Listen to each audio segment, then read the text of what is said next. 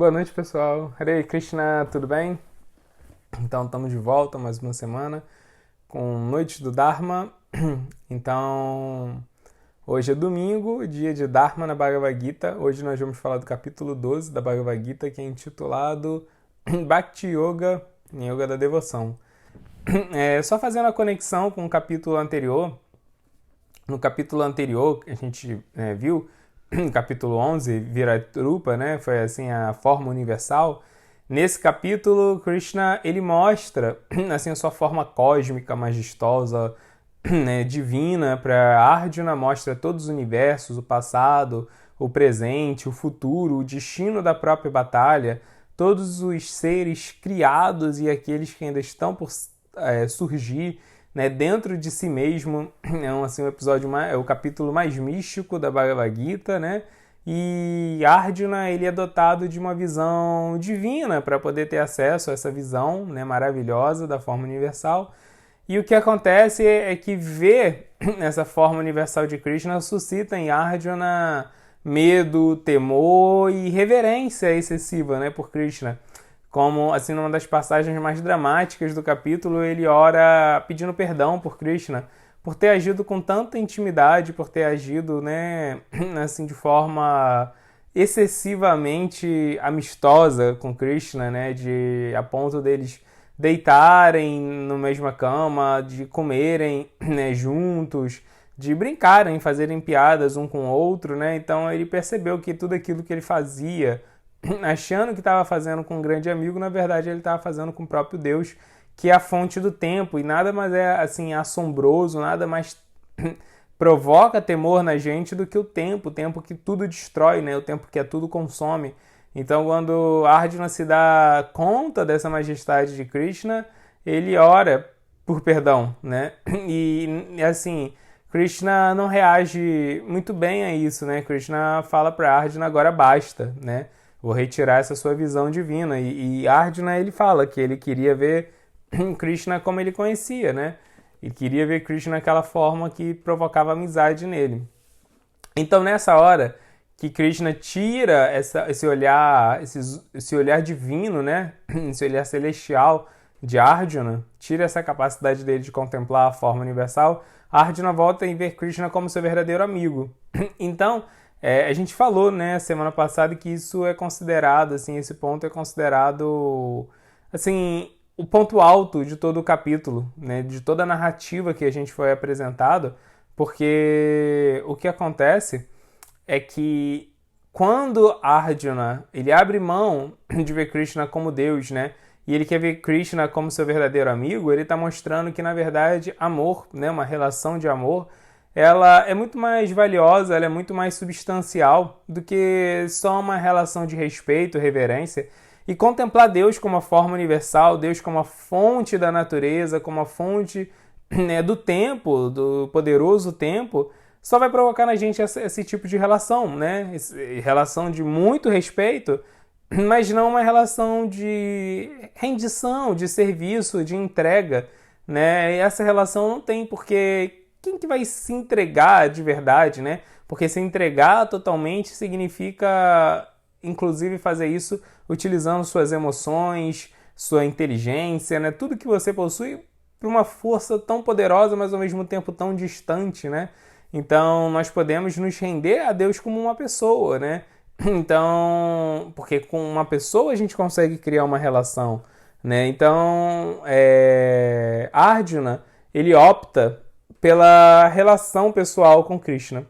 E agora, nesse capítulo, a gente vai ver que esse capítulo começa justamente com Arjuna querendo esclarecer esse ponto, né? Se ele fez a escolha mais sensata, se ele fez a escolha correta de optar por uma relação pessoal com Deus, ou se ele deveria se relacionar com Deus como o tempo, né? Deus como a transcendência, Deus com um aspecto assim mais até assim pessoal e abstrato, né?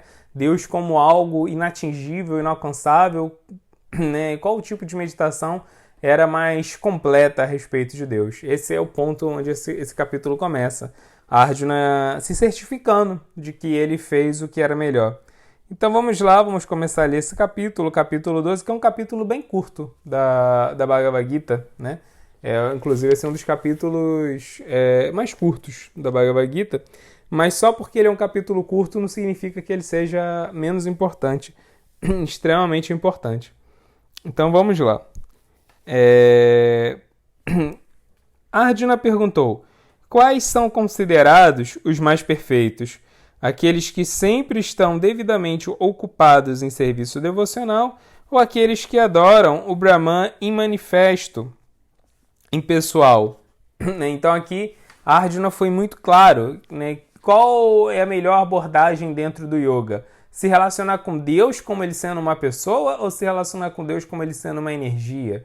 Né? Buscar o amor de Deus ou buscar se fundir em Deus? Né? Qual é a melhor forma de alcançar Deus? Alcançar Deus através de uma relação pessoal ou alcançar Deus através da busca por conhecimento, do desapego, da renúncia, para poder tentar atingir essa transcendência? O que é melhor? Né? A Arjuna está perguntando aqui sinceramente para Krishna. A Suprema Personalidade de Deus disse: aqueles que fixam suas mentes na minha forma pessoal e sempre se ocupam em me adorar com grande fé transcendental são considerados por mim como os mais perfeitos. Bem, esse verso ele é muito esclarecedor, porque a gente vai ver que tem muitas abordagens no estudo da Bhagavad Gita, a gente vai ver que tem muitas linhas espirituais que preferem interpretar Krishna só como um simbolismo, né? Eles vão falar que esse que é o verdadeiro a verdadeira apresentação, né, do texto, que Krishna, na verdade, ele é só um símbolo para a natureza transcendental que nós temos dentro da gente. Outras linhas vão interpretar Krishna, né, como sendo só um símbolo, né, da grande energia transcendental, né, que é Deus, e vão falar que assim não é possível ter uma relação com Krishna como Arjuna tinha, porque isso era só um simbolismo, né? Mas aqui Krishna fala que não, né? Assim, pelo texto da Bhagavad Gita, essa interpretação ela não é correta. Krishna está falando aqui que, inclusive, quem se aproxima mais da verdade, quem tem a melhor abordagem em relação ao yoga, é aquele que se relaciona com Deus como Deus sendo uma pessoa, né? Aí ele fala aquele que tem suas mentes, aqueles que fixam suas mentes na minha forma pessoal e sempre se ocupam em me adorar com grande fé transcendental, né? Então, assim, esse verso ele é um verso cabal, né? Assim, ele é um verso decisivo para poder elucidar, né, de uma vez por todas essa questão, né, de qual é a melhor forma de se aproximar de Deus. Através de uma interpretação personalista, Deus ele é fundamentalmente uma pessoa, né, porque se tudo que nós temos de mais valioso é a nossa personalidade, Deus não poderia deixar de ter algo que nós mesmos possuímos, né? Então, se somos feitos à imagem e semelhança de Deus, somos seres pessoais, né, que buscam relacionamentos, Deus também deveria o ser, né? Deveria ser um ser pessoal e deveria também estar necessariamente assim engajado em relacionamentos pessoais. Então, Krishna esclarece esse ponto e aí nos versos seguintes: mas aqueles que adoram plenamente o imanifesto, aquilo que está além da percepção dos sentidos, o onipenetrante, o inconcebível, o imutável, o fixo e o imóvel, a concepção impessoal da verdade absoluta, controlando os vários sentidos e sendo equânime para com todos, tais pessoas ocupadas em prol do bem-estar de todos acabarão me alcançando. Então, essa sequência de versos agora também é bem esclarecedora, né? Se nos versos anteriores Krishna deixou claro que assim, a concepção personalista a respeito de Deus é a verdadeira interpretação dos ensinamentos dele, agora aqui ele também mostra que uma aproximação da transcendência pela via impessoal, conceber Deus como uma energia, tentar alcançar Deus meditando nessa energia que é onipenetrante, né, que permeia a existência de tudo, que permite com que tudo venha, inclusive, a existir, né, também é válido. Ele fala que isso também é uma abordagem válida e que quem segue por esse caminho também vai alcançar a transcendência, também vai alcançá-lo, né, alcançar assim, o plano de Deus, né? É nesse sentido que ele está falando. Mas um ponto, né, que ele deixa bem claro é que alguém que busca, né, esse tipo de abordagem impessoal de Deus para que isso seja efetivo, essa pessoa, ela, além de conceber Deus como uma energia, ela deve desenvolver duas características, né?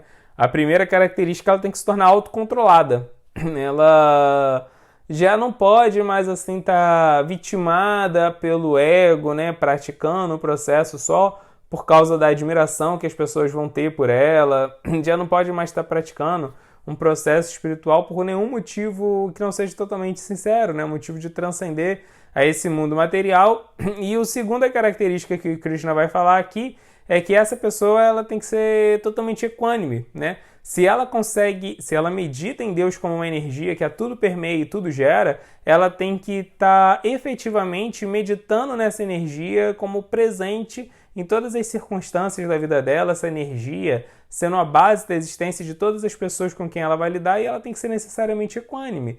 Equânime porque para todos os seres vivos com quem ela se relacionar nessa vida, ela vai ter que ver que todos eles repousam nessa mesma energia una, né, no qual ele medita. Então, Krishna aqui fala que a via impessoal, ela também é exitosa, né, desde que ela venha acompanhada desses dois grandes indicativos, né, de um comportamento puro, que é o autocontrole, pleno autocontrole, e o pleno desejo de servir, né, que é a consequência natural da equanimidade, vendo todos da mesma forma, servir a todos da mesma forma.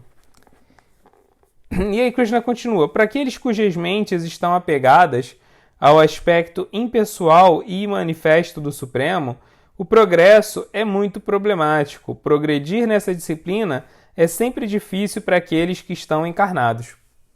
Aí Krishna agora ele complementa a informação dele. Ele falou: tudo bem, você pode meditar em Deus como uma energia, tudo bem, se você fizer isso, é possível sim alcançar a meta do yoga, mas é muito difícil, é muito problemático. Se você quiser tomar esse caminho, ok. Ele não é que ele assim não vai dar em nada, né? Ele vai permitir que você alcance a transcendência sim.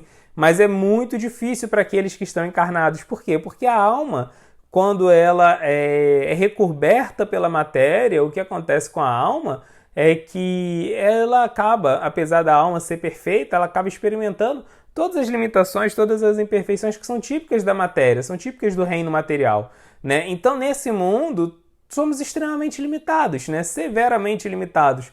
A nossa paciência vai ser limitada, a nossa inteligência, nosso discernimento vai ser limitado, o nosso autocontrole, né, vai ser ínfimo.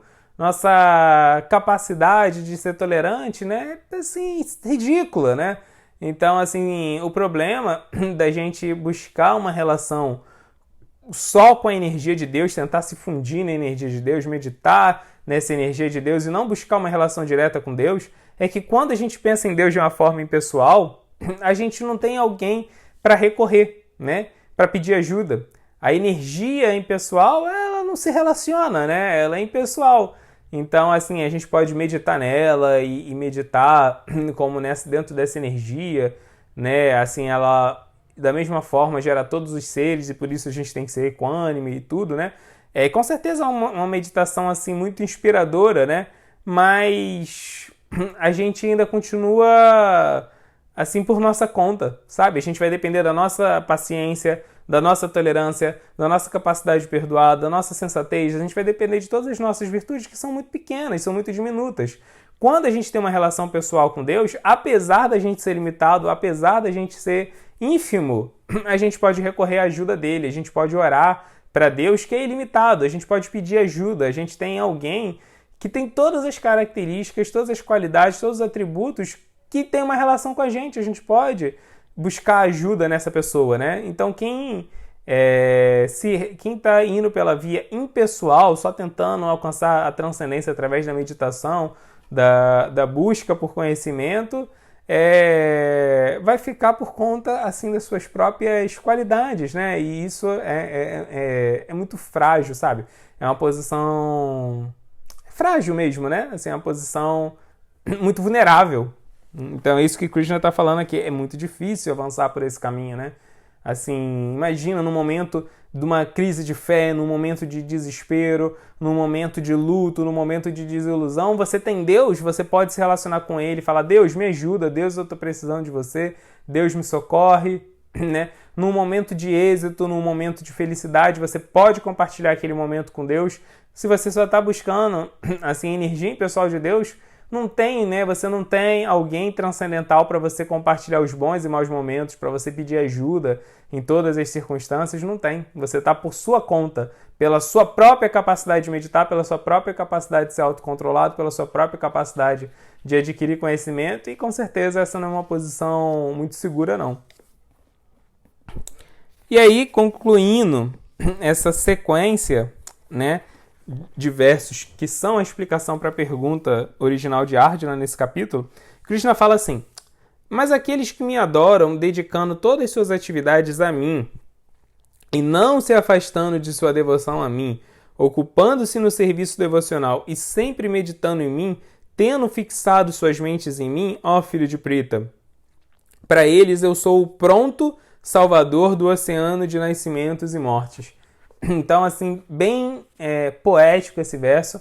Assim, é um dos versos mais lindos da Bhagavad Gita, que Krishna fala, mas sabe, aquela pessoa que está sempre se esforçando para pensar em mim, para me servir, para me agradar, né? Assim, quem está tentando ter uma relação comigo, né? Quem está tentando ter uma relação com Deus, ele fala, eu sou o pronto salvador dessa pessoa, do oceano de nascimentos e mortes, né? Ou seja, eu estou sempre disposto a salvar ela, estou sempre, assim, né, de prontidão para ajudar ela quando for preciso. Então, Krishna aqui mostra que ele reciproca, né? Quando a gente se relaciona com ele como uma pessoa, ou seja, quando a gente convida a pessoa de Deus a entrar na nossa vida, a conviver com a gente, ele reciproca com os nossos esforços, né? E com certeza, né, essa reciprocidade de Krishna, ela não é proporcional, né? Então, qualquer esforço que a gente faça para agradar Krishna é um esforço limitado. E quando Krishna ele fizer o mesmo esforço para poder ajudar a gente, o esforço de Krishna é ilimitado, né? Então, Krishna aqui ele fala isso para Arjuna, que tanto a via personalista quanto a via impersonalista, ambas levam à transcendência, mas a via impessoal é aquela que possui um progresso muito penoso, muito difícil, onde você sempre depende de você mesmo, né? E a via pessoal, personalista, é um caminho para se aproximar de Deus, onde o próprio Deus vai te dando, né, aquilo que falta para você ser bem-sucedido, né? Onde o próprio Deus vai te ajudar a enfrentar os seus próprios obstáculos, onde o próprio Deus vai estar cooperando com você, vai estar ajudando você a pavimentar o seu próprio progresso espiritual, né? Então ele deixa muito, muito claro qual o caminho superior, qual é o verdadeiro, assim, caminho preferido de Krishna dentro da tradição do yoga, né? Mas ele fala que ambos chegam lá. Bem, aí Krishna ele pega esse gancho, né, já que Arjuna perguntou qual é o caminho melhor dentro do yoga, e Krishna deixou claro que, na opinião dele, o melhor caminho é Bhakti Yoga, uma relação de serviço devocional com Deus. Agora ele vai elaborar as características desse serviço, né? E vai também destacar quem é um devoto puro. Então, nos versos seguintes, Krishna diz: fixe sua mente em mim, a suprema personalidade de Deus, e ocupe toda a sua inteligência em mim. Assim não haverá dúvida alguma de que você viverá sempre em mim. Meu querido Arjuna, ó conquistador de riquezas, se você não pode fixar sua mente em mim sem se desviar, então siga os princípios regulativos que fazem parte da Bhakti Yoga. Desenvolva deste modo um desejo de me alcançar.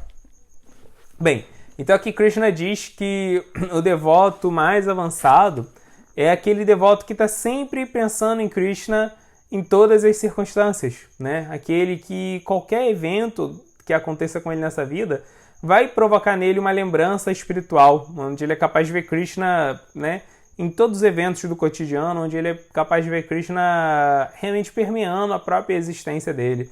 Tem um verso muito bonito nas orações que Brahma, o semideus original, compôs, né, que fala isso, que fala Premandjana Churita Bhakti Vilochanena Shanta Sadaiva Hridayeshu Vilokayanti Yanshama Sundara Machincha Gunaswarupam Govinda Adipuru Shantamaham Bhajami, né? Que Brahma fala que eu adoro Govinda, que ele é aquele cujo as pessoas que untaram os seus olhos com o bálsamo do amor a Deus, né?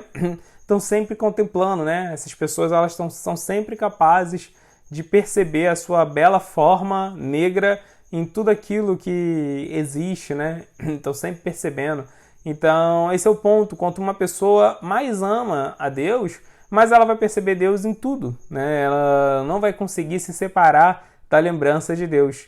Imagina quando nesse mundo uma pessoa fica obcecada, né, por algo, assim, ela não consegue deixar de pensar naquilo, aquilo é uma ideia fixa na cabeça dela, né? E aí ela pode estar fazendo o que for, ela vai estar lembrando do objeto, do desejo dela, né? Então, qualquer tipo de pensamento que faça com que a gente fique obcecado nesse mundo, com certeza não é um tipo de mentalidade saudável, né? Por quê? Porque tudo aquilo que existe nesse mundo é limitado, né? Não vai trazer a felicidade plena que a gente busca. Então, quando a gente se torna obcecado por algo nesse mundo, isso significa que a gente está se distraindo da nossa missão nesse mundo, significa que a gente está desejando demais algo que vai frustrar a gente, que vai partir o nosso coração, né? Então isso não é algo bom. Mas quando assim nós nos absorvemos totalmente em pensar em Deus, em perceber Ele em tudo, puxa, né? Assim a gente vai viver num estado de transe amoroso. Porque qualquer ser que exista nesse mundo é uma parte de Deus. Então, quando a gente ama Deus a ponto de perceber em tudo, isso significa que a gente vai estar sempre capaz de ver as outras pessoas também com um olhar amoroso. Mesmo que essas pessoas elas sejam tão divergentes da gente, né? Ainda assim a gente vai saber apropriar elas da perspectiva adequada, ter compaixão por elas, né? E também vamos ver que tudo aquilo que acontece é controlado por Deus, então tudo que acontece nessa vida tem um propósito, a gente vai conseguir perceber o propósito de tudo. E é esse estágio de sempre perceber Deus que é conhecido dentro do yoga. Patanjali, por exemplo, chama isso de samadhi, né? Samadhi significa isso, essa visão totalmente equânime, ver Deus em todas as circunstâncias, né? Então, Krishna aqui está falando que alguém que alcança esse samadhi, alguém que vê Ele em tudo, sempre lembra dele, sempre medita nele, é um devoto puro, é o devoto mais elevado, né? Mas ele fala, Arjuna, se você não consegue ser essa pessoa, né? Então ele fala, olha, se você não consegue fixar sua mente em mim sem se desviar, então siga os princípios regulativos que fazem parte da Bhakti Yoga. Desenvolva deste modo um desejo de me alcançar. Por que mesmo acreditando em Deus, mesmo acreditando em Krishna, e mesmo assim querendo ser um devoto puro, por que alguém não consegue? Né? Não consegue porque não desejou o suficiente. O preço, né, para alguém conseguir alcançar esse estado de meditação constante em Deus é o desejo. Como a gente já viu no capítulo 8 da Bhagavad Gita, o desejo e o karma moldam a nossa vida futura. Da mesma forma, assim, a meditação em Deus, né, o desejo de obter uma relação com Deus, servir Deus, e o Dharma, eles vão criar uma vida espiritual. Então, Krishna está falando, se você não tem esse desejo forte o suficiente para fazer com que você me perceba em tudo, desenvolva esse desejo. E como você vai desenvolver esse desejo? Com sadhana, né? Com uma vida espiritual disciplinada. Então, dentro do caminho de Bhakti, existe esse estado, né, de devoção que é conhecido como Raganuga. Raga significa apego, né?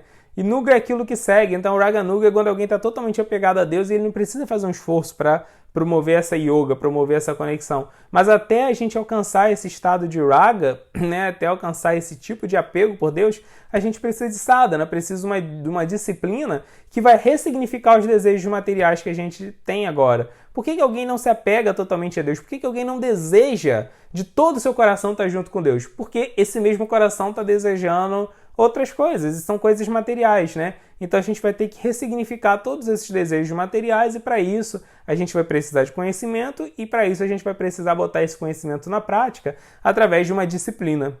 Então é muito interessante, Krishna aqui está descrevendo o caminho da devoção pura de trás para frente, né? Então ele falou quais são os sintomas de um devoto puro, mas se você não é essa pessoa, então pelo menos pratique sadhana, pratique essa disciplina espiritual intensa. E aí Krishna depois fala assim, se você não pode praticar as regulações que fazem parte da Bhakti Yoga, então simplesmente tente trabalhar para mim, porque trabalhando para mim você chegará à fase perfeita. Então alguém pode falar assim, puxa, mas eu não consigo seguir essa disciplina, eu não consigo seguir esse sadhana, né? Como que é esse sadhana, essa disciplina espiritual? Então, a gente vai ver que diferentes acharyas, diferentes mestres explicaram esse sadhana de formas distintas, né? Prabhupada vai falar que o sadhana, a disciplina espiritual ideal para uma pessoa, um habitante da era de Kali, é seguir os 4 pilares do Dharma, né? Não se intoxicar, não trapacear, não ser promíscuo sexualmente, não comer carne, né? Para poder cultivar a compaixão. E além disso, cantar 16 voltas do Mahamantra Hare Krishna, né? Diariamente. E além disso, tentar propagar o conhecimento espiritual. Isso Prabhupada vai falar que é o sadhana, né? Outros mestres vão explicar esse sadhana de outras formas. Então alguém pode ser muito sincero, mas ao mesmo tempo não ter força para seguir esse sadhana, né? Então essa pessoa ela pode se perguntar, beleza, Krishna, eu quero, né, ser essa pessoa que você está falando, mas não consigo. Então o que eu faço se eu não tenho força? Olha, se eu não tenho nem pureza para pensar em você o tempo todo e nem tenho força para seguir o sadhana, o que eu faço? Aí Krishna falou aqui, ele fala, trabalhe para mim. Né? E o que significa esse trabalho para mim? Trabalhar para alguém significa fazer algo que aquela pessoa precisa, para agradar aquela pessoa, né? O que Krishna precisa, o que Krishna quer, qual o desejo intenso de Krishna para esse mundo? Que todas as almas recebam conhecimento transcendental, que todas as almas se purifiquem, que todas as almas consigam transcender esse mundo de misérias e voltem, né, para a sua posição espiritual original. Então, trabalhar para Deus significa trabalhar para que esse projeto divino se concretize. Ou seja, permitir facilitar com que as pessoas tenham acesso ao conhecimento espiritual. Então, o que Krishna fala é que, olha, beleza, se você não consegue nem ter um sadhana, nem ter uma disciplina espiritual adequada diariamente, né, seguir esse processo, ele fala, pelo menos, trabalha para mim, trabalha para ajudar o conhecimento espiritual a ser propagado nesse mundo, né? Se você não tem força para fazer isso, se você não tem conhecimento para fazer isso, com certeza você tem alguma habilidade para ajudar as pessoas que estão fazendo isso, né? Então, o que Krishna fala é que basicamente você tem que cumprir o seu Dharma. Se você não consegue nem ter sadhana, uma disciplina espiritual diária, pelo menos cumpra o seu Dharma, né? Use o seu Dharma, use sua vocação especial para ajudar a propagação do conhecimento espiritual, né? Então, assim, se você é um artista, então use seus talentos artísticos para ajudar a propagar o conhecimento espiritual. Se você é um administrador, ajude a administrar projetos espirituais, né? Se você é um tradutor, ajude a traduzir textos espirituais e por aí vai, né? Alguma coisa você vai saber fazer, algum tipo de trabalho, né? Alguma qualidade para ocupacional você vai ter para ajudar a propagação desse conhecimento. Então, Krishna está falando, se renda a isso, né? Agora, o interessante é a gente ver que essas coisas são cumulativas, sabe? O devoto puro, ele também tem essa disciplina e ele também está trabalhando para propagar o conhecimento, né? O devoto que está na categoria abaixo, né? Que segue o sadhana, que segue a disciplina, ele também está propagando conhecimento. Abaixo dele está a pessoa que não consegue nem ter essa meditação pura, nem essa disciplina pura, mas pelo menos ele está trabalhando para poder usar o Dharma dele para ajudar a propagar o conhecimento espiritual. E aí depois Krishna, ele fala, se entretanto você é incapaz de trabalhar nessa minha consciência, então tente agir renunciando a todos os resultados de seu trabalho e procure situar-se no eu. Né? Então, ele está falando, olha, se você não consegue nem meditar de forma pura, você não consegue nem ter uma disciplina espiritual e você não consegue nem usar a sua vocação para ajudar a propagar o conhecimento espiritual, então ele fala, pelo menos você tem que ter um espírito de renúncia. Ou seja, já que você vai estar vivendo, né, sem ter uma meditação pura, sem ter hábitos puros, ou assim, ajudar a propagar o conhecimento espiritual diretamente, ele fala que você tem que cultivar a sua renúncia, né, doando bens para aquelas pessoas então que estão seguindo o Dharma delas, que aí elas vão usar assim a sua doação para poder promover essa causa espiritual, né? Então, assim, se nem ocupar o seu Dharma você consegue, então ele fala, pelo menos tem esse espírito de caridade, tem esse espírito de renúncia. Em vez de só ficar acumulando bens nesse mundo, doe esses bens, né, para que esses bens possam chegar às mãos de alguém que vai usar eles para poder cumprir um propósito espiritual, né? Fazendo isso, né, esse espírito de desapego já vai fortalecer você espiritualmente para você poder ir progredindo nesse caminho. E aí depois Krishna fala, E se você não pode adotar essa prática, então ocupe-se no cultivo de conhecimento. Entretanto, melhor do que o conhecimento é a meditação, e melhor do que a meditação é a renúncia aos frutos da ação, pois com essa renúncia pode-se alcançar paz de espírito. Então aqui Krishna está falando, olha, e se nem caridade você consegue dar, então pelo menos você tem que buscar conhecimento, né? Porque, assim, se você é incapaz de meditar, se você é incapaz de ter uma disciplina, se você é incapaz de usar o seu Dharma, se você é incapaz de dar doações, fazer caridade, então é que você está bem apegado a esse mundo, assim, sabe? Você está com a consciência bem presa na matéria, então você tem que adquirir conhecimento, porque, assim, você está muito identificado com o seu ego material. Então você está precisando de conhecimento para diminuir essa identificação e ir recobrando a sua identidade espiritual, ampliando a sua percepção espiritual a respeito desse mundo, que na medida que você fizer isso, você mesmo já vai ficar mais fervoroso, mais desejoso de ter um progresso sólido, de ter um progresso substancial na vida espiritual, e você vai acabar se animando para poder fazer as etapas seguintes, a etapa de buscar renúncia, né? Assim, renunciando a bens em prol de uma causa maior, depois seguindo o seu Dharma, depois assumindo um sadhana, né? uma disciplina espiritual, e depois chegando na meditação totalmente consciente de Deus, totalmente consciente de Krishna, né? Então ele fala que se você não consegue fazer nada, pelo menos estuda, pelo menos se ocupa em adquirir conhecimento, em ouvir esse conhecimento das fontes adequadas. Aí, uma vez que Krishna falou sobre isso, agora, nos versos que seguem, que são assim, alguns dos versos mais encantadores da Gita, Krishna vai descrever as características de um devoto puro, as qualidades de um devoto puro, né? Então, não importa o nível que nós estamos na vida espiritual, o que Krishna vai descrever agora é a meta, é aquilo que a gente deve almejar alcançar, né? Então, é bem interessante, porque quando a gente vai fazer uma viagem, é importante a gente saber para onde a gente está viajando, qual é o destino, né, final da nossa viagem. E Krishna vai mostrar isso, vai falar, olha, você sabe que você avançou espiritualmente quando você tiver essas características aqui. Então use elas como parâmetro para ir ajustando a sua jornada espiritual, para você poder ir progredindo, né, na sua jornada espiritual. Então vamos lá, vamos ver o que Krishna fala, quais são essas características.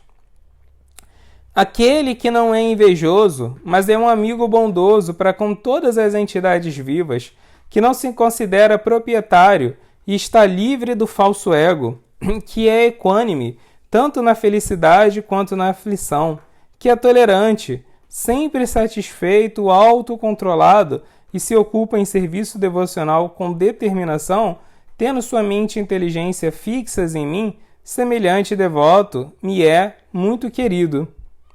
Então, a primeira característica que ele fala é que ele é alguém que está mesmo vendo Deus em tudo, né? Muito, sempre satisfeito, né? Entendendo que tudo que vem, assim, é porque Krishna permitiu que viesse, né? Quando vem o sofrimento, quando vem a felicidade, está tudo sob o controle de Krishna. Ele também é equânime, ele não se considera proprietário de nada. É alguém que entende que Krishna é o Senhor de tudo, está por trás de tudo, né? Aí ele continua falando, aquele que não põe ninguém em dificuldades e a quem ninguém perturba, que é equânime na felicidade, na aflição, no medo e na ansiedade, me é muito querido.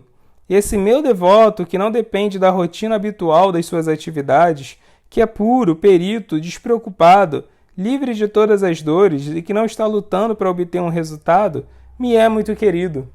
Ele não depende da rotina habitual das suas atividades. Isso eu acho que é um ponto muito interessante, né? Porque existem duas possibilidades nesse mundo, né? Assim, uma pessoa ser totalmente apegada assim, à sua rotina habitual, né? Querer controlar o cotidiano para as coisas acontecerem tudo assim, igual, né? Assim, depende muito da sua rotina, fazer tudo no mesmo horário. Isso é modo da paixão, um desejo de controlar a sua vida, né? Nada pode escapar do controle, tem que fazer tudo certinho, né? A pessoa muito dependente da sua rotina, isso é modo da paixão. E uma pessoa que, assim, tem aversão à rotina, né? Assim, isso é modo da ignorância, né? Porque se você não tem rotina, você não consegue se planejar, então, assim, é letargia, sabe? É, assim, é deixar as coisas acontecerem, né? Deixar a vida guiar a rotina dela. Então aqui Krishna está falando que o devoto na bondade ele está transcendendo tudo isso, sabe? Assim, se ele pode controlar a rotina dele para ele poder, assim, ter disciplina, ele vai fazer. Mas se a rotina dele escapar do controle dele, tá bom também. Foi Krishna que permitiu que isso acontecesse.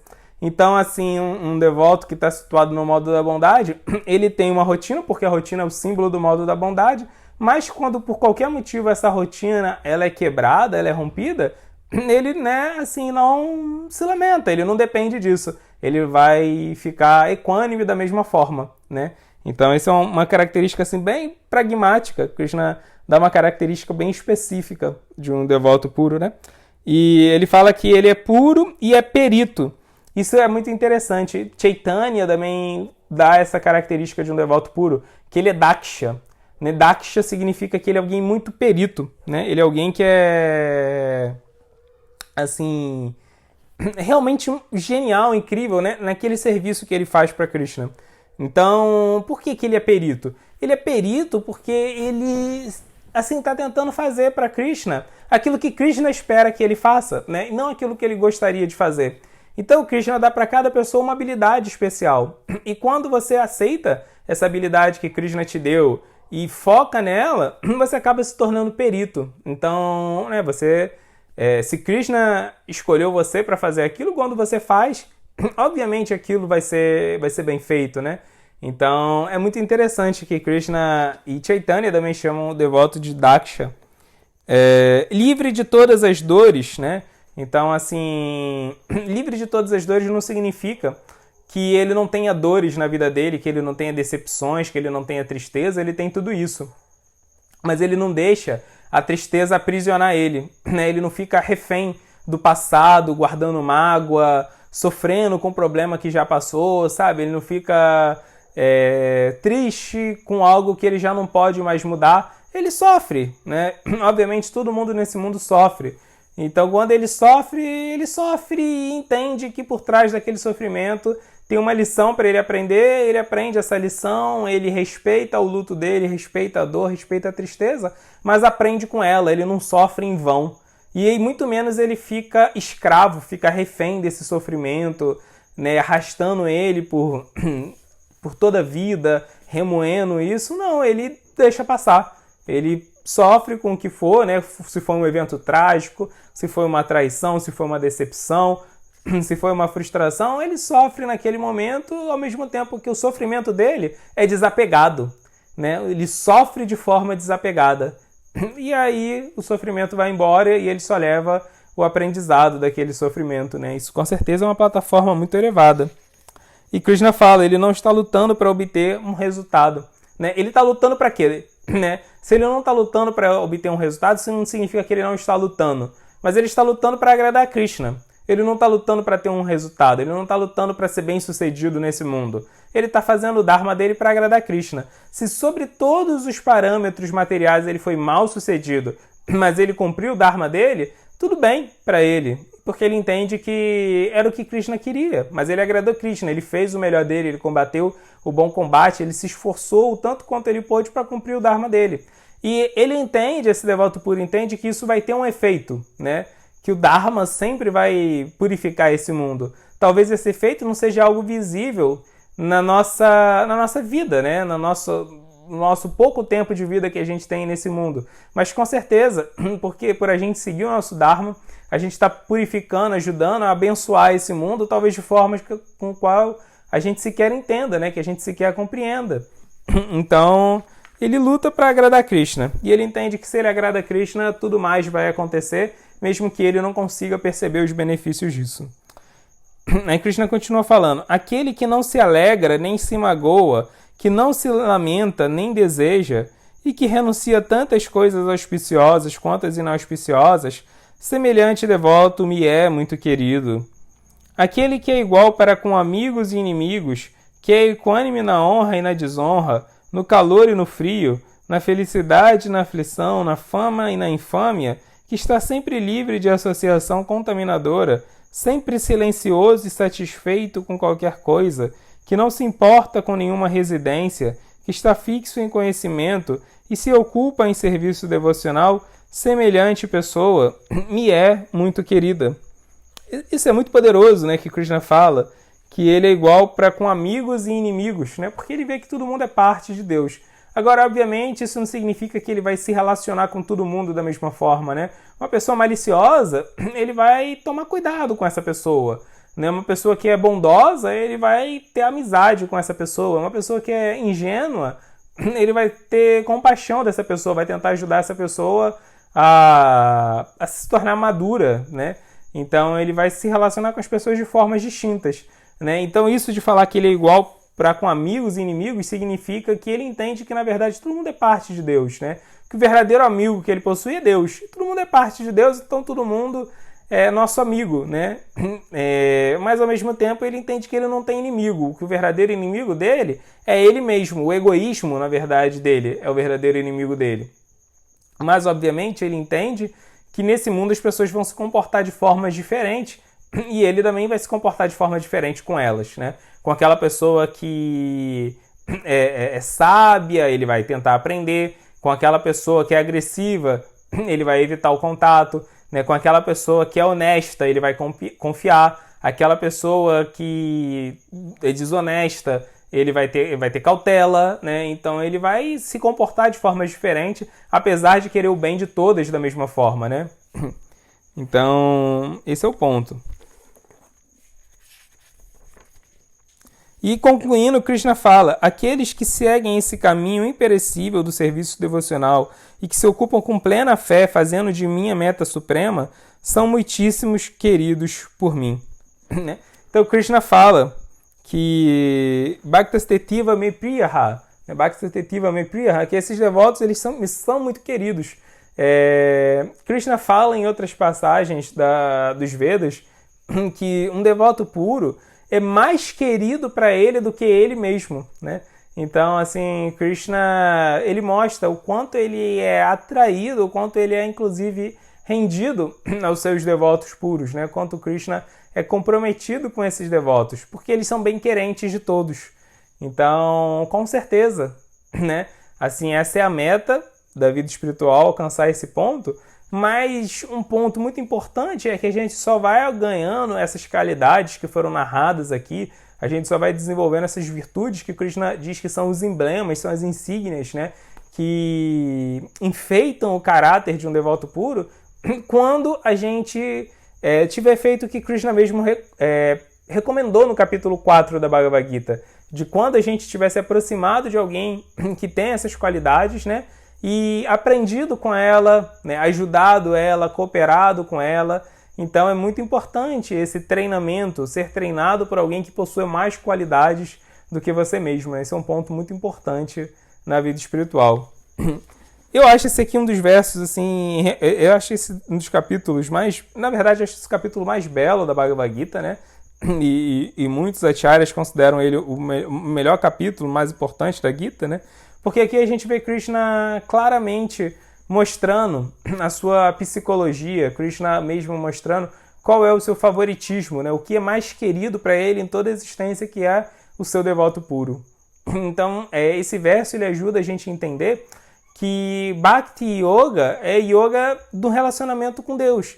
E esse relacionamento é um relacionamento de mão dupla, né? Obviamente, como todo relacionamento saudável. A palavra Bhakti, que a gente costuma traduzir por devoção em português, na verdade ela vem da raiz em sânscrito Bhadi, que significa reciprocidade. E que Krishna mostrou o quanto ele está interessado em ser recíproco, né? Em amar também, né? Ele pede para a gente amar ele, mas ele também está totalmente disposto e até mais ansioso do que a gente por amar todos aqueles que estão se esforçando em se conectar com ele. Na verdade, Deus ama todos, né? Inclusive aqueles que estão esquecidos dele, ou aqueles que voluntariamente preferiram se afastar dele. Deus ama todos, né? Da mesma forma, ele já nos ama. Só que ele só se relaciona com quem permite essa relação. E é isso que Krishna está urgindo nesse capítulo, né? Implorando para que a gente se abra para esse relacionamento com ele. E ele está lembrando para a gente o quão querido é essa pessoa que se esforça nesse relacionamento, né? Imagina o quão vantajoso, o quão incrível e sublime é, né? Ser tão querido por Deus assim, né? Então é isso, essa é a essência desse capítulo, capítulo 12, Bhakti Yoga, serviço devocional. Então, se tiverem alguma pergunta ou comentário. Então, Lenice comentou assim: boa noite, Lenice. Como o cristianismo mostra, Deus como distante e poderoso que sempre castiga. Krishna é um Deus acessível, né? Então, é isso, né? Krishna, ele tá mostrando que ele é totalmente aberto para relacionamentos, né? A gente... Na verdade, né? O cristianismo... Tem muitos teólogos cristãos, né? Tem muitos teólogos que vão mostrar esse lado... Muitos teólogos cristãos que vão mostrar esse lado mais amoroso, né? Mais acessível de Deus, né? C.S. Lewis, tem vários teólogos, assim, Timothy Keller, né? Tem teólogos cristãos que vão abordar isso. Mas Krishna aqui está mostrando exatamente isso, né? Que no capítulo anterior foi a prova cabal disso. Quando Krishna mostra a forma universal para Arjuna, a forma universal é essa forma majestosa, opulenta, poderosa, e quando Arjuna vê tudo isso, o que acontece é que depois de contemplar essa forma incrível, ele se distancia de Deus, né? Então, o que Krishna está querendo mostrar é que a gente tem que amar a Deus, né? Deus é o poderoso, então a gente tem que amar a pessoa de Deus que é poderosa e não amar o poder de Deus, né? Então, a nossa relação tem que ser com Deus e não com o seu poder. Se a gente se relaciona com o poder de Deus, a gente ou pode ficar temente demais a esse poder, porque é algo realmente inconcebível, indescritível, né? Muito magnífico, muito majestoso, e a gente vai ficar desconcertado por isso. Ou então a gente pode ter uma relação de duplicidade. Se Deus é tão poderoso, ele pode atender os meus desejos pessoais, né? Então o foco é justamente isso, né? Krishna, ele é acessível e a gente tem que focar na pessoa de Deus e não no poder de Deus. E, por incrível que pareça, essa é uma mudança muito grande de paradigma, né? Para a maior parte de nós.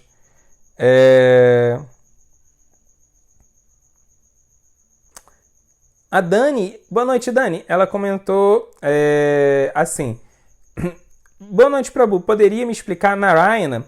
Então, Narayana é a expansão de Krishna, que é o Senhor do reino transcendental, o Senhor do mundo espiritual. Narayana é Deus fazendo o seu papel como Deus, né? Assim como assumindo que ele é o Senhor, né? É Deus que é o controlador, que é o criador, que é a fonte de tudo. Então, Krishna, ele tem essas duas expansões majestosas. Narayana, que é Deus no mundo espiritual, e Vishnu, que é o Deus no mundo material, né? Então, as almas que estão condicionadas pela matéria, quando se relacionam com Deus como Criador, Senhor nesse mundo, estão se relacionando com Vishnu. E as almas totalmente puras que vão para o mundo espiritual e querem se relacionar com Deus, né, elas estão se relacionando com Narayana, né? Então Narayana tem muitas formas. Narayana assume infinitas formas no mundo espiritual, né? Nrsimha, Rama, infinitas formas. Então a gente vai se encontrar no mundo espiritual com aquela forma que a gente cultuou de Narayana. E Krishna, ele está além de todas elas, né? Então quem busca se relacionar com Krishna, quem desenvolve o desejo de se relacionar com Krishna, o que vai acontecer e quem consegue ter pureza para isso, né, que no mundo espiritual vai se relacionar com Krishna em Vrindavana. Em Vrindavana é diferente, né? Krishna lá, ele não está nessa posição majestosa, nessa posição assim como o Senhor, né?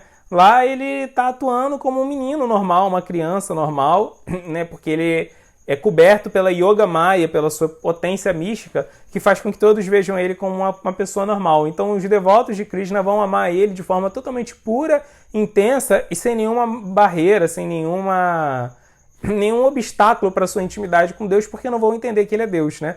Mas Narayana é Deus no mundo espiritual, né? Krishna no mundo espiritual agindo como Deus, explicitamente agindo como Deus, né?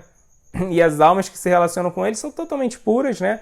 E são devotadas a ele, mas existe esse distanciamento, né? Porque entendem que ele é Deus.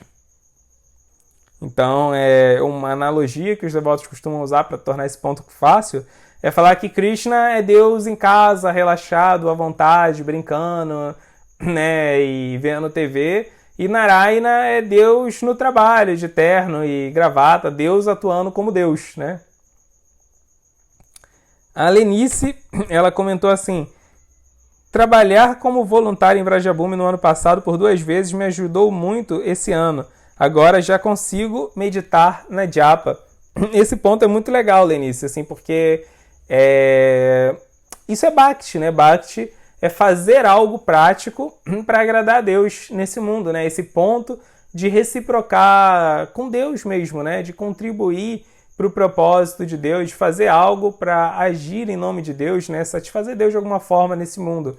Então, assim, só uma fé teórica, abstrata, a gente nunca vai conseguir entender Krishna mesmo, assim, se a gente só fica estudando, né? Isso não é possível. É claro que isso é necessário, isso é fundamental, isso é muito importante, mas a gente tem que agir para poder entender Krishna. Krishna, ele só é entendido, ele só é compreendido, e mais do que isso, ele só é amado através do serviço, né? Então, quando a gente serve a Krishna no cotidiano, quando a gente faz algo prático para ajudar a missão de Krishna, a gente vai ver que o conhecimento vai se tornar mais sólido, o conhecimento vai se tornar mais real, né? E a nossa meditação vai se tornar mais tangível. Então, Krishna, ele é entendido através do serviço, né? O conhecimento, ele vai fazer sentido de verdade, assim, as peças do quebra-cabeça vão se encaixar quando a gente botar o conhecimento na prática. Então, o conhecimento, ele é fundamental, mas, assim, o conhecimento é guiana, né? Mas o que Krishna falou no capítulo 7 da Bhagavad Gita é que para alcançar ele a gente precisa de Vijnana. Vijnana é essa sabedoria prática de quando a gente bota o conhecimento no cotidiano, né? Então, muito legal o relato da Lenice, assim, falar sobre como, né, voluntária em Vrajabhumi, assim, mudou a vida dela. Eu lembro da Lenice ano passado ajudando a gente na maratona de Balarama, tendo que invernizar um monte de coisa. Caramba, foi puxado demais, né? A Lenice ajudou muito lá. Foi muito legal, né? Foi bem bacana. Então é isso. Obrigado, Lenice, por ter ajudado como voluntário ano passado. Foi pesado mesmo. Sem a sua ajuda a gente não ia ter conseguido, não. O Adriano, ele comentou assim... Boa noite, Adriano. Ele perguntou, posso oferecer comida a Krishna mesmo sem ter iniciação? Se sim, basta cantar o Mahamantra? Sim, pode, né? Assim... essa relação de reciprocidade com Krishna, ela não tem nenhum impedimento, né? Inclusive não precisa de uma iniciação. A iniciação é quando a gente já está mais maduro no progresso, né, da nossa vida espiritual, a gente já está sendo treinado, orientado por um mestre há um tempo, né? Aí tem esse processo de iniciação, não precisa esperar ele não. E basta sim cantar o Mahamantra, né? Tem outro mantra também que é o mantra do Panchatattva, Panchatattva é esse grupo que é formado por Chaitanya, que é o avatar mais misericordioso de Krishna, e seus 4 principais associados, né? Então esse mantra fala Jai Shri Krishna Chaitanya Prabhu Nityananda Shri Adwaita Gadadara Shri Vasadi Gaura Bhakta Vrinda. Então a gente costuma cantar esse mantra primeiro, que é o mantra da compaixão, da misericórdia, e depois cantar o Mahamantra Hare Krishna, né? Para oferecer. Pode fazer isso sim. Não precisa ser iniciado, não. A Dani, ela perguntou, os cristãos estão adorando Narayana? Estão adorando Narayana, exatamente. A Dani também perguntou, quando você disse que a segunda opção de como voltar para Deus é trabalho para mim, se aplica aos devotos? Então, tudo que Krishna estava falando, né? A partir dessa parte de como se relacionar com ele, né? Dentro dessa linhagem, que é a segunda parte desse capítulo, todas elas são fundamentais à associação de um devoto, né? Não é possível, como Krishna mesmo já falou no capítulo 4, pular direto até Deus, né? Não é possível a gente alcançar Deus diretamente. A gente só alcança Deus através de sadhu sangha, né? Da comunidade de devotos. Então, isso é muito importante e isso é essencial. Então, quando Krishna fala trabalhe para mim, ele está querendo dizer isso também, né? Coopere, né? Use os seus talentos, use sua vocação, seu dharma, para poder cooperar com o sadhu sangha, para cooperar com os devotos que estão ajudando a propagar o conhecimento espiritual, com certeza. Com certeza, se aplica sim aos devotos, né? A gente tem que fazer todos esses processos, tanto de meditação quanto aquisição de conhecimento, desenvolvimento de renúncia, todos esses processos que a gente explicou, eles só são possíveis em sadhu sangha, sim. A Radha Maheshwari, ela comentou, eu estava nessa maratona também, lembro também, Radha. Legal. A Bhakti Rasa, ela... Boa noite, Bhakti Rasa. Ela comentou assim: me fez muito bem ouvir, especialmente hoje, esses esclarecimentos sobre esse capítulo. É muito importante. Esse capítulo é o coração da Gita, né? Esse capítulo, ele é realmente assim... Todo o resto da Bhagavad Gita, todos os outros capítulos, na verdade, são esclarecimentos adicionais a esse capítulo. Né? É dito que a Bhagavad Gita, ela tem... Os 6 primeiros capítulos da Bhagavad Gita são Karma Kanda, né? São assim, os capítulos da Bhagavad Gita que vão explicar pra gente como a gente pode purificar as nossas ações nesse mundo, como a gente pode ter um comportamento ideal para poder servir a Krishna. Os 6 últimos capítulos da Bhagavad Gita, que é o que a gente vai começar a ver semana que vem, eles são Jnana Kanda, eles servem para a gente ter uma compreensão filosófica clara a respeito do que é a matéria, de quem é Deus e de quem nós somos e qual é a relação nossa com a matéria, nossa com Krishna e Krishna com a matéria. Agora, os 6 capítulos intermediários da Bhagavad Gita, do 7 ao 12, são os capítulos de Bhakti Kanda, são aqueles capítulos que explicam sobre como se relacionar com Krishna, e eles são os capítulos mais importantes. E dentre esses, o capítulo 12 é o mais importante, né? Então esse capítulo ele realmente é o coração da Bhagavad Gita, e entender ele é realmente assim, entender toda a Bhagavad Gita, né? Ele é muito importante mesmo. Tá bom, pessoal? Então é isso, um capítulo bem especial. Depois aconselho quem puder ler os significados, né, de Prabhupada para esse capítulo, principalmente do 13 ao 20, do verso 13 ao 20. São, assim, acho que os significados de Prabhupada mais bonitos assim da Gita inteira, né? É do verso 13 ao verso 20 desse capítulo. Tem, para quem não tem a Bhagavad Gita, tem em português no site, no Veda Base. Só entrar lá e procurar a Bhagavad Gita, dá para ler a Bhagavad Gita inteira em português.